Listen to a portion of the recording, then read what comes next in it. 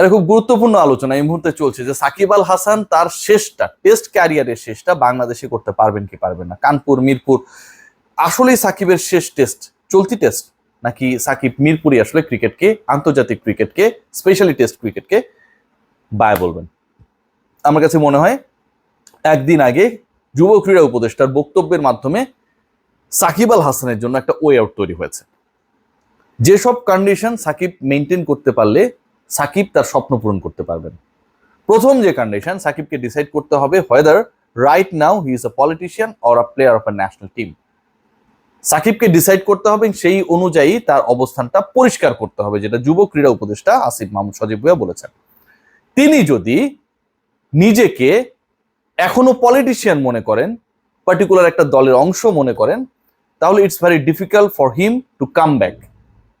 কারণ তিনি যদি খেলোয়াড় হিসেবে আসেন, সেই নিরাপত্তা দেওয়ার দায়িত্ব বাংলাদেশের রাষ্ট্রের, বিসিবির, সবার, তাই তো? সাধারণ মানুষের নিরাপত্তা, সাধারণ মানুষ হিসেবে সাকিব আল হাসান যদি বাংলাদেশে প্রত্যাবর্তন করেন, সেই হিসাবটাও একই রকম। কিন্তু তিনি যদি রাজনীতিক সাকিব আল হাসান হিসেবে বাংলাদেশে কাম ব্যাক করেন, সেই ক্ষেত্রে তার স্ট্যাটাসটা ডিফারেন্ট। এখন এই মুহূর্তে আসলে রাজনীতিবিদ যারা বা রাজনীতি করেন যারা, তুলনামূলকভাবে কিছুদিন আগেও যারা ক্ষমতাসীন ছিলেন, তাদের জন্য বাংলাদেশের সিচুয়েশনটা খুব বেশি ফেভারেবল না। অসন্তোষ রয়েছে, মানুষের মধ্যে বিরক্তি রয়েছে, অনেক ব্যাপার স্যাপার রয়েছে। আমি পলিটিক্স করি না, বুঝি না, তবে এটুকু বুঝি সাকিব আল হাসান যদি ওই স্ট্যাটাস নিয়ে কামব্যাক করতে চান, ইটস ডিফিকাল্ট ফর হিম। তাকে নিরাপত্তা দেওয়া বা সিকিউরিটি দেওয়াটা যে কারোর জন্য ডিফিকাল্ট। সেকেন্ড পয়েন্ট যেটা, সাকিব আল হাসান যদি তার শেষটা মিরপুরেই করতে চান, মানে পুরো অপশন কিন্তু খোলা, সেটা হচ্ছে তাকে পাবলিক আসলে যেই কারণে তার উপর খেপেছে, সাকিবের তো জনপ্রিয়তা হ্রাসমান হয়েছে, তাই না? একসময় এটা ঊর্ধ্বগতিতে উপরে উঠছিল, সেটা ক্রমহ্রাসমান হয়েছে সাকিবের অ্যাক্টিভিটির কারণে। সো সাকিবের জনপ্রিয়তা কিন্তু বিসিবির কারণে না, সরকারের কারণে না খারাপ হয়ে গেছে এমনটা, সাকিবের নিজের কিছু কর্মকাণ্ডের কারণে। সাকিব যদি সেই ইস্যুসগুলোকে সেটেল করে, মাশরাফি বিন মুর্তজার এক্সাম্পল এসেছে, মাশরাফি বিন মুর্তজা তিনি কিন্তু তার ইস্যুসগুলোকে সেটেল করেছেন, তিনি ফেসবুকে পরিষ্কার করেছেন তার অবস্থান, তিনি দুঃখ প্রকাশ করেছেন, তার পরিবারের অংশগ্রহণ ছিল সবশেষ যে আন্দোলনটা ছিল সেখানটায়, ছাত্রদের পক্ষে তার কন্যা অংশগ্রহণ করেছিলেন, প্রত্যেকটা ব্যাপার মাশরাফি ক্লিয়ার করেছেন। এবং মাশরাফির প্রতি যে অসন্তোষ, সাকিবের প্রতি যে অসন্তোষ, মাশরাফি যখন তার অবস্থানটা ক্লিয়ার করেছেন, হয়তো এখনো কিছুটা থাকতে পারে, কিন্তু সেটা কিন্তু অনেকটা কমে গেছে। তিনি সরি বলেছেন, পুরো ঘটনার জন্য দুঃখ প্রকাশ করেছেন।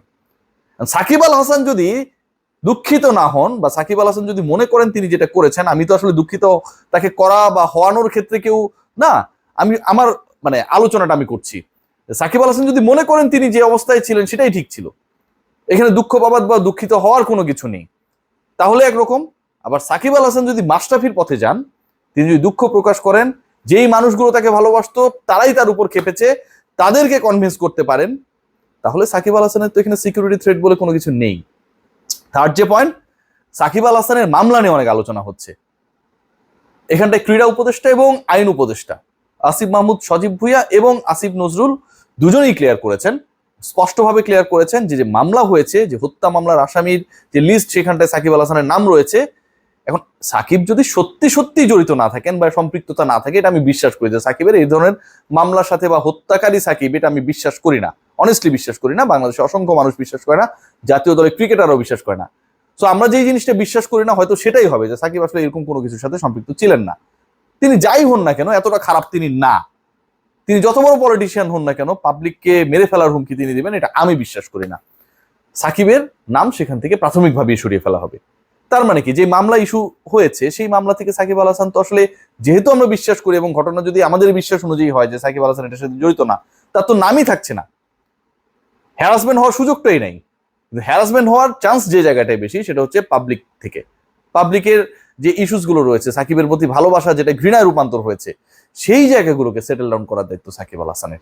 সাকিব আল হাসান যদি এটা করতে পারে, দুঃখ প্রকাশ করতে পারে, তিনি রাজনীতিক নাকি খেলোয়াড়, এই মুহূর্তে তার অবস্থানটা কি সেটা ক্লিয়ার করতে পারে, তাহলে সাকিব আল হাসানের বাংলাদেশে এসে তার স্বপ্নের সমাপ্তি টানা, বাংলাদেশের কোটি ভক্তের সাকিবের সমাপ্তি ঘরের মাঠে দেখার যে বাসনা, সেই বাসনা পূরণ করা সম্ভব।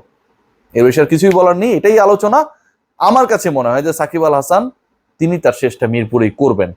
আমরা তাকে সবাই হেল্প করব, সাকিব আল হাসানকেও তার নিজেকে হেল্প করতে হবে, otherwise nothing is possible. Take great care.